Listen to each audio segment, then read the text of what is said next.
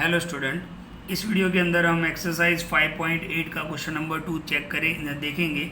हमने इसके आगे के वीडियो के अंदर रोल्स थियरम मैंने आपको एक्सप्लेन किया है। रोल्स थियरम के लिए 3 कंडीशन सेटिस्फाई होनी चाहिए। एक तो फंक्शन कंटिन्यूस होना चाहिए, फंक्शन डिफरेंशिएबल होना चाहिए और एफ ए की वैल्यू एफ बी के बराबर होनी चाहिए।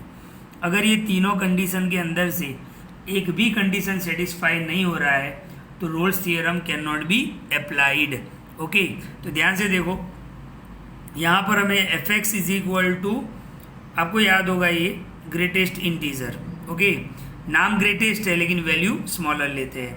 For X belongs to 5 9, closed bracket दिया हुआ है 5 और 9, यानी 5 और 9 भी ले सकते हैं और 5 और 9 के बीच की वैल्यू भी ले सकते हैं। तो हमने रोल्स थियरम एप्लीकेबल है या नहीं है वो चेक करना है।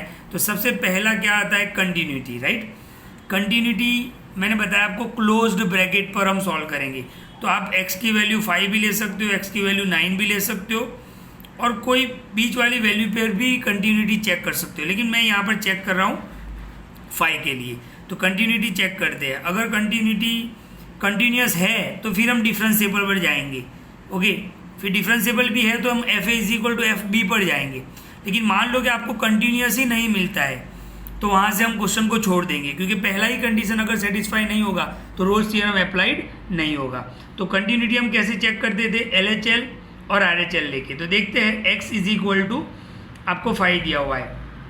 सबसे पहले 5 पर हम कंटिन्यूटी चेक करते हैं। तो 5 माइनस, और ये मैंने फंक्शन लिख दिया, राइट। ओके, 5 माइनस का मतलब क्या होता है, 5 से थोड़ा कम। थोड़ा कम यानी कितना कम, h जितना कम। तो ये किसकी वैल्यू हो जाएगी, x की वैल्यू हो जाएगी। तो x की वैल्यू क्या हो गई, 5 माइनस एच, राइट। x की वैल्यू क्या हो गई, 5 माइनस एच। आपको याद होगा कंटिन्यूटी, राइट। अब h की वैल्यू क्या होती है, बहुत ही मतलब छोटी वैल्यू होती है। तो हमने वो वैल्यू क्या कौन सी बना ली, 0.01। तो 5 माइनस एच, तो 5 माइनस 0.01, तो कितना आया आंसर, 4.99। अब आपको बताया कि 4.99 किसके बीच में है, 4 और 5 के बीच में है, और ग्रेटेस्ट इंटीजर में हम कौन सी वैल्यू लेते हैं, 4। तो इसका आंसर कितना हो जाएगा, 4 हो जाएगा। अब हम आर एच एल चेक कर लेते हैं। आर एच एल में क्या होगा, लिमिट हम 5 पर चेक करते हैं तो 5 प्लस और x, 5 प्लस यानी x की वैल्यू क्या हो जाएगी, 5 से थोड़ा ज़्यादा, यानी कितना ज़्यादा, h जितना ज़्यादा। तो हमने यहाँ पे लिख दिया x की जगह पर 5 प्लस h। h की वैल्यू हमने क्या बनाई, 0.01। तो 5 प्लस 0.01 हमने ऐड किया तो 5.01 आ गया। अब चाहिए 5.01 किसके बीच में है, 5 और 6 के बीच में। लेकिन हम ग्रेटेस्ट इंटीजर है तो वैल्यू कौन सी लेंगे, स्मॉलेस्ट लेंगे। तो इसका आंसर क्या आया, 5। मतलब एक का आंसर 4 आ रहा है, एक का आंसर 5 आ रहा है। मतलब L H L is not is equal to R H L. इसका मतलब फंक्शन जो है वो कंटिन्यूस नहीं है, राइट। फंक्शन कंटिन्यूस नहीं है।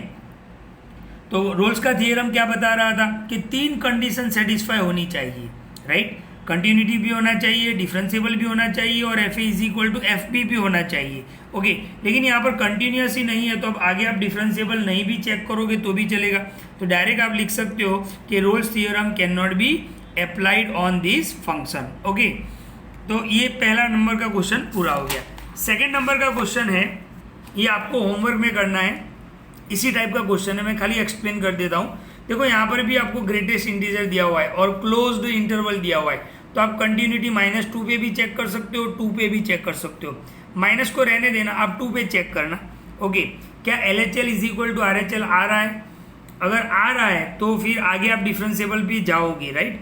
ट्राई करो, नहीं आता है तो मैं पूरा एक्सप्लेन करूँगा। ओके।